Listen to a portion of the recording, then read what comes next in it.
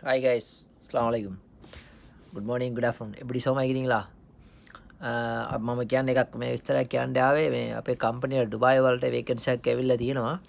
මේ පුළුවන් නම් ලංකාවේ ඉන්නවා නම් මේ හින්දා මට මේ මගේ නම්බර් එකට මොකුත් වීදම් කරන්න ඕනේ. සත පහක් දෙන්න ඕනේ. අපේ කම්පැනි වලින් ඔක අපි බලාපොරොත්තු සුදුසුකම් ඔක්කොම තියෙනවා නම් කිසි දෙයක් අය කරන්නේ ඔක්කොම ෆ්‍රී දෙනවා. ඒ කියන්නේ අපි බලාපොරොත්තු වෙන්නේ මේ කම්පැනි බලාපොරොත්තු වෙන්නේ ටයර් සම්බන්ධ වැඩවල ඔක්කොම දන්න ඕනේ. ඒ දන්න ඕනේ. ඒ කියන්නේ මේ ඇලයින්මන්ට් කරන්න දන්න ඕනේ, ඔයිල් චේන්ජ් කරන්න, බ්‍රේක් පේඩ් චේන්ජ් කරන්න, මේ ටයර් මාරු කරන්න, බැලන්සින් කරන්න, ඒ සම්පූර්ණ වැඩ දන්නවා.